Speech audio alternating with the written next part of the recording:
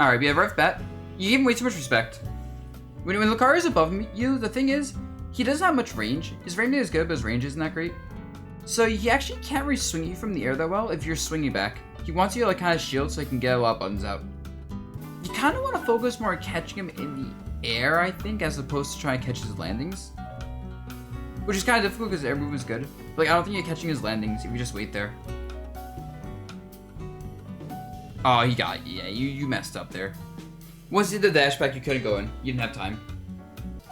So right off the bat here, you gotta look for kills, right? He's 100+%. If he's in any sort of compromised position, you gotta look for a kill. So I want to see you go for like a back air here. I want to see like an up smash even. Lucario's not gonna really kill you with this percent unless he gets like a smash in your face. Even then, yeah, that would definitely kill. But I think it's kind of hard to punish DD with that kind of option as Lucario. Yeah, he actually was like... So when you fight Lucario and they're doing a lot of counters, you don't really have much of an option to challenge the counter. This is a hard read on your forward air. So that's another like thing where it's just like he knew you got a forward air. But yeah. I wouldn't set up a Gordo really. Yeah, because he's a counter. Yep. What was I saying, right? You don't want to set up Gordo because he might counter. And there it is. The thing with Lucario's counter is there isn't much end leg on it. Like, you actually are punishing the counter, really, even if you bait it out. Like, you can... Yeah, see, like, the little end leg and it goes very far. Chase him aggressively. Alright, yeah, that's fine. Yep. You're not getting punished for this. Like, see how he's, like, not actually getting anything off of this, even though you're whiffing a lot of moves? That's one of Lucario's bigger issues, is he has a little bit of trouble. Kind of relies on dash attack and projectiles for that stuff. Yeah, Mustang, like I said, you gotta join the list as if it's sub-games first. And wait your turn. Yeah, you just lost the counter again. I mean, I think, obviously, like, him countering the Gordos is a big issue you need to deal with. You need to be able, what you need to do is you need to be covering his initial jumps and stuff, so he didn't have time to do a jump counter, right? Because, like, if you're not covering his initial ledge jump, as you see there, right? Jump counter, jump counter. I'm thinking if you have ways to set up ledge traps without relying on Gordos, that'd help a lot. I just don't think the Gordo ledge traps are doing anything for you. I think you actually use those against you a lot. Yeah, those are... So Yoshi's not a character you're gonna be catching the ground much, by the way. He just, that's just not what he does. So just test, bro. Right now, you just kind of like... Not... Oh god, you got caught by this. Oh god, yeah, Oh. Honestly, if you just chased more aggressively, you could have died. Yeah, and yep. Yeah, it's really hard to ledge trap Yoshi, actually, if you're close to him. The main thing for Yoshi when you ledge trapping him is watch out for egg toss. You have to a lot of times give him respect at the ledge, which sucks. It wouldn't be that bad if you were better at covering him, like jumping to this platform and this platform. But since you're not ever putting pressure on here, or even here that well, he's pretty much free to just do whatever he wants in this game. Yeah, you just die. And then that's what, like, Yoshi does, right? He just back here. Like, at kill percent, Yoshi just got back here. The big thing is, you have to be really playing around the back here. Because, like, every Yoshi player, including Swears, actually especially Swears, legit only back here is when you have kill percents. So, you have to know that you're literally only playing around that at kill percents.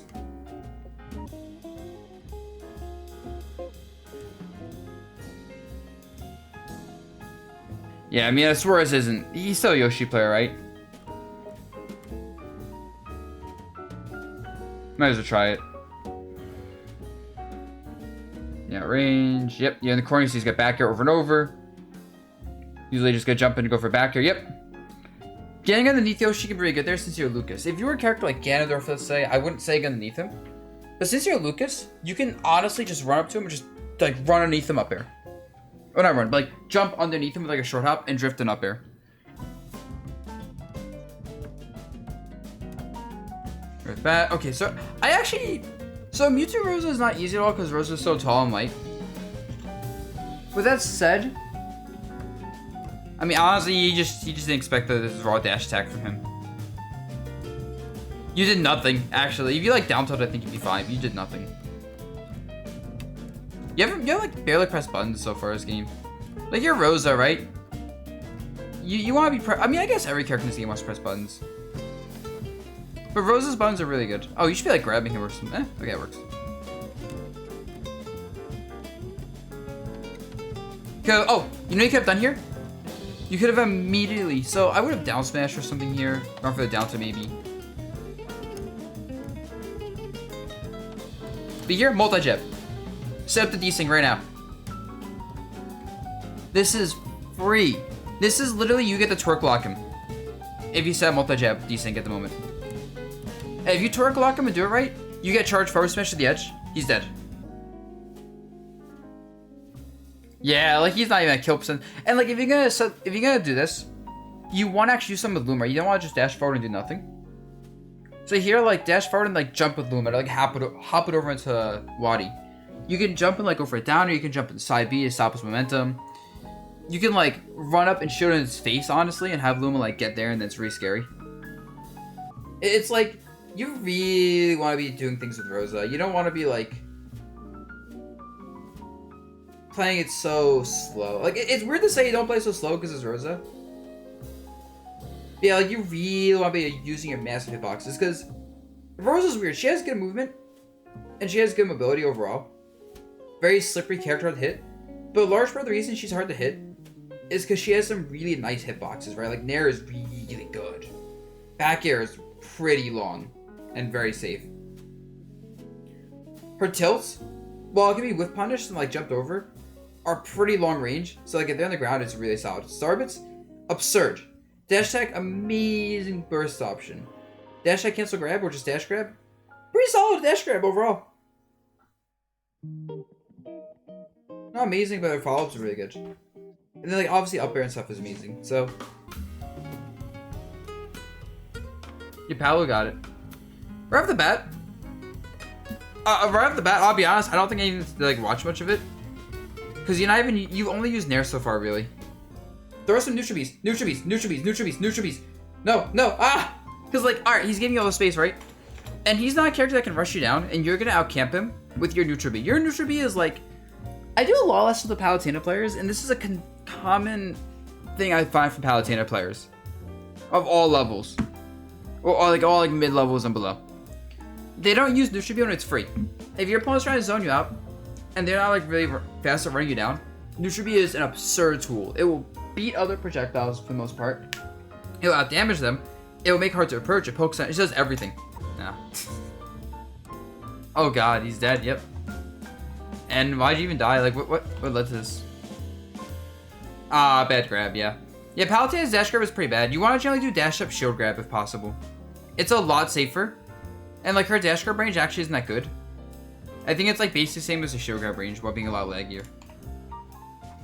And then here, what happened here? Oh yeah, you just got called out on the timing. Like when you get hit here, honestly, I wouldn't even charge shot. Because you don't want to give him any chance to ledge trap you. You want to get on stage right away. And your charge shot it's not a bad option, obviously charge shot's busted.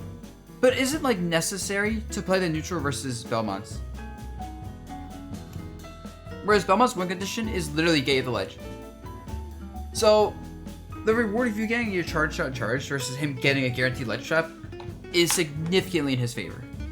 Like when you hit him off stage, and he's like this far out stage where he can't like immediately like tether, chase him aggressively. I mean like right here, no, whatever. Here, literally just chase him. Don't even bother charging your charge shot. There, because you want to kill him, right? Your charge shot can set up a kill, but you don't really need it to kill him because you have this position going, and you can always go for the edge guard. If you miss it, then you can go back and go for charging your charge shot.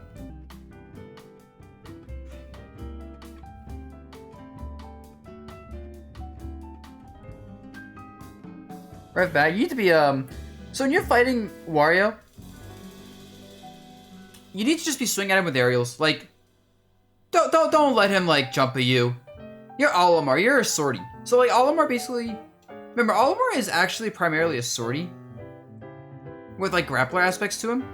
His projectile game is more sort of like make people have to fight into a sortie game.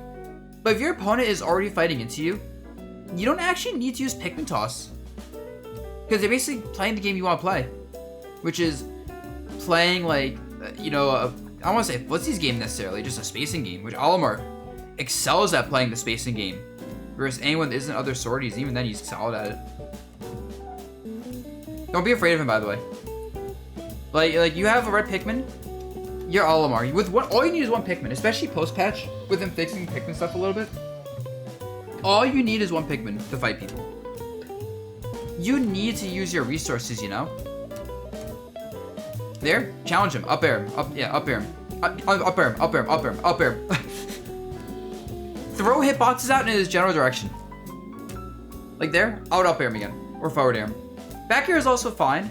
Although I like forward air a bit more than back air in a lot of these situations, because back air is a little bit slower. See, I like forward air, like frame 7, it's here, so it's really good if someone's like above you, unless they have like a more range than your forward air and they may outspace you.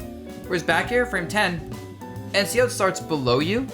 So you're looking at frame 12 before you're covering this, so it's 5 frames slower to cover the same space.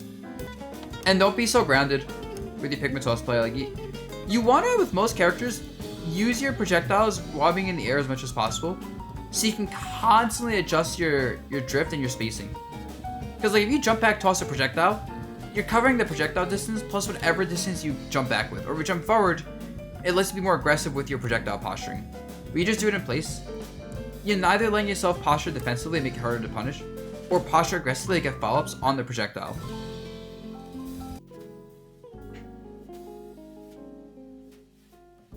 I feel some pain right now, bro. Let's go, Goose. I'm glad you love it.